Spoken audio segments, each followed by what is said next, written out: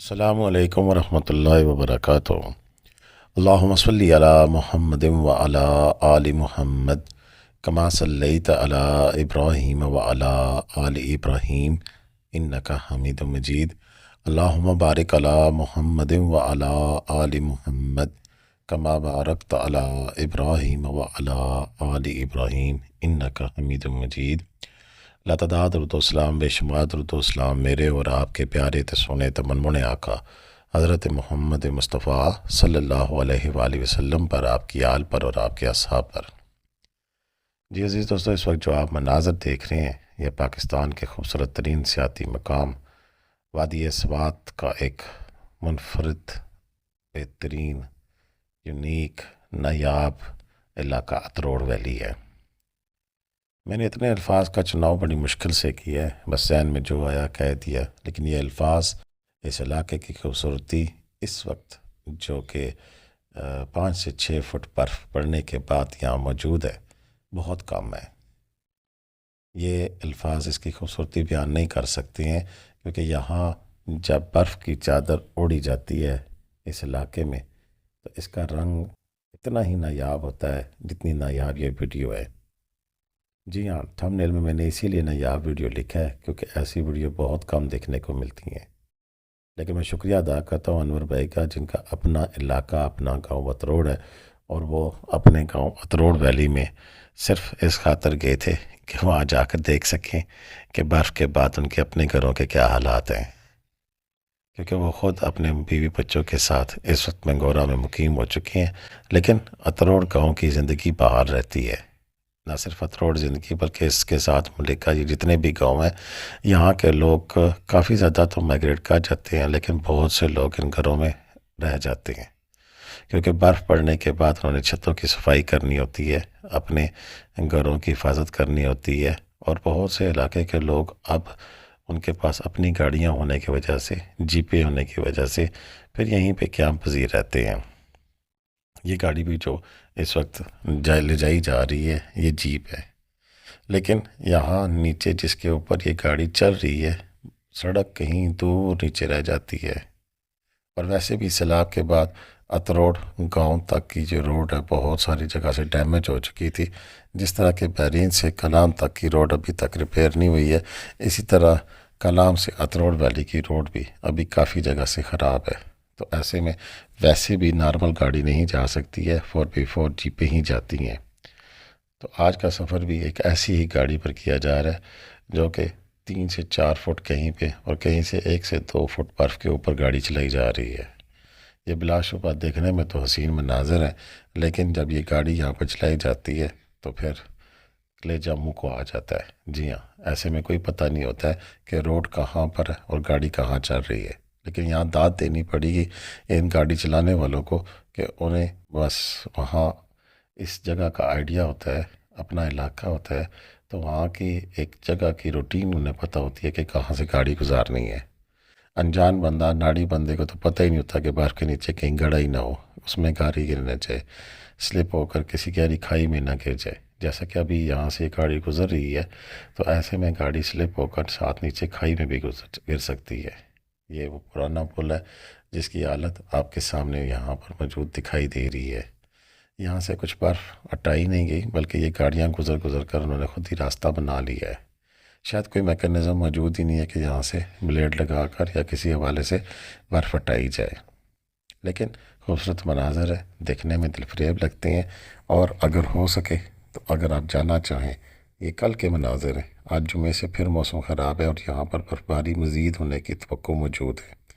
तो अगर आप जाना चाहें तो फिर अनवर भाई से आप रब्ता कर सकते हैं, वो आपको इन खूबसूरत नज़ारों से ज़रूर आशनास कराएंगे, और आपकी आँखों की ठंडक जो सी है वो ज़्यादा बढ़ जाएगी। यहाँ आने के लिए फिर आपको पहले कलाम जाना पड़ेगा, और कलाम के बाद वहाँ से ज़्यादातर लोग उशु फॉरेस्ट, मटलतान, पुलोगा वैली तक जाते हैं। लेकिन ये बहुत कम लोगों को पता है कि कलाम से अतरोड़ की जानिब भी जाया जा सकता है। ये भी 1.5 से 2 घंटे की ड्राइव है। वैसे तो बहुत कम वक्त था, एक वक्त ऐसा आया था कि जब यहाँ पर नई रोड बन गई थी, 2022 کے سیلاب سے پہلے تو 30 سے 35 منٹ میں آپ بآسانی یہاں پر آ سکتے تھے، اور تب تو روڈ کو آپ صاف بھی رکھ سکتے تھے۔ یہاں اب جس روڈ کے اوپر سے گاڑی جا رہی ہے اس کے نیچے بھی برف موجود ہے، لیکن یہاں پر پلیٹ لگا کر اس کو پلین کر دیا گیا ہے۔ سب سے بڑا مسئلہ تو یہاں پر اس وقت پیدا ہوتا ہے کہ جب کورا جم جانے کی وجہ سے یہ بالکل ڈیڈ آئس، بلیک آئس اسے کہتے ہیں، سلپری برف بن جاتی ہے۔ کچی برف میں پھر بھی گاڑی چلانا اتنا مشکل نہیں ہوتا ہے، لیکن اس ڈیڈ آئس کے اوپر گاڑی چلانا بالکل کسی مہارت کے علاوہ ممکن نہیں ہے۔ ایسے میں دائیں سائڈ پر بہت بڑی کھائی ہو اور کوئی سائڈ بریکر بھی نہ ہو محفوظ سفر کے لیے، تو ایسے میں گاڑی چلانا واقعی دل گردے کا کام ہے۔ پھر بھی یہ لوگ انتہائی ماہر ہوتے ہیں، اور اگر آپ ان کے ساتھ آنا چاہیں تو کوئی مسئلہ نہیں ہے، کہ انہیں چپے چپے سے واقفیت ہوتی ہے اور گاڑی کہاں کیسے چلانی ہے ان کا روزمرہ کا کام ہے۔ تو ایسے میں بلا خوف و خطر آپ ان کے ساتھ آ سکتے ہیں۔ باقی حادثہ تو کہیں بھی ہو سکتا ہے، ایسے میں یہ نہیں کہہ سکتا ہوں کہ بالکل محفوظ ہے، اور اللہ نہ کرے کسی کے ساتھ کوئی حادثہ ہو جائے تو آپ کہیں گے جی ملک صاحب آپ نے تو کہا تھا کہ کچھ بھی نہیں ہوتا اور یہ حادثہ ہو گیا۔ وہ تو پھر کہیں سیدھی چلتی صاف ستھری روڈ کے اوپر آپ کے اپنے گلی محلے میں بھی حادثہ ہو سکتا ہے، ایسے میں تو پھر کہیں بھی سیفٹی ممکن نہیں ہے۔ برکف یہ حالات و واقعات ہیں جو کہ ہم نے آپ کے سامنے رکھے ہیں۔ اس کے علاوہ میں آپ سب کا شکریہ ادا کرتا ہوں کہ جن لوگوں نے مجھ پہ اعتماد کیا، اور اب 1,97,000 ہمارے سبسکرائبر مکمل ہو گئے ہیں، اور مزید 3,000 سبسکرائبر کی تلاش ہمیں جاری و ساری ہے۔ امید ہے کہ بہت جلد وہ بھی پورے ہو جائیں گے، اور پھر ہمارے 2 لاکھ سبسکرائبر کا ٹارگٹ مکمل ہو جائے گا۔ اس کے علاوہ ہم یہاں اس علاقے کی سوگات کے بارے میں بھی بڑی تیزی سے کوشاں ہیں کہ کوئی ایسی چیز جو کہ آپ تک پہنچائی جا سکے۔ اب تک ہم نے چرگوزہ فراہم کیا، اس کے علاوہ اب سعودیہ سے ہم نے امپورٹڈ فریش کھجور بھی منگائی ہے۔ اگر کسی کو چاہیے وہ تو ضرور ہم سے رابطہ کر سکتے ہیں۔ میرا نمبر 0313522224 ہے، آپ ہم سے رابطہ کریں، ہم آپ کو آپ کے گھر کی دہلیز تک فریش تازہ اس سال کی، اور جسے کہہ سکتے ہیں کہ کچھ دنوں کی، کیونکہ 3 دن میں ہمارے پاس بائی ایئر کھجور جو سی ہے وہ پہنچ جاتی ہے، وہ آپ تک پہنچائی جا سکتی ہے۔ اس کے علاوہ بات یہ ہے کہ یہاں پر کلام تک آنے کے لیے ان دنوں میں مزید ابھی برف باری متوقع ہے۔ جیسا کہ آج ابھی موسم دیکھ رہا تھا، انور بھائی سے بھی رابطہ نہیں ہو پا رہا ہے، جیسے ہی رابطہ ہو تو پوچھوں گا کہ آج کی صورتحال کیا ہے کلام کی، کیونکہ ویدر اپڈیٹ میں آج بھی 30 سے 40% چانس ہے برف کا، یہاں مزید برف پڑے گی، اور مزید برف پڑنے کے بعد کیا حالات ہوں گے وہ بھی آپ کو انشاءاللہ لمحہ بلمحہ خبر رکھیں گے۔ اور ہماری اس دفعہ کلام کی سیریز میں انور بھائی کا بڑا ایک کردار ہے، اور ہمارے سبسکرائبر یعنی کہ آپ سب کا بھی، کہ آپ لوگوں نے ہم پہ اعتماد کیا، اور انور بھائی سے بہت سارے لوگوں نے ساتھ مل کر ٹور کیا، اور انہوں نے بھی اپنی طرف سے پوری جانفشانی کے ساتھ آپ کو ایسے علاقے دکھائے جو کہ نارملی لوگ دیکھ نہیں پاتے ہیں۔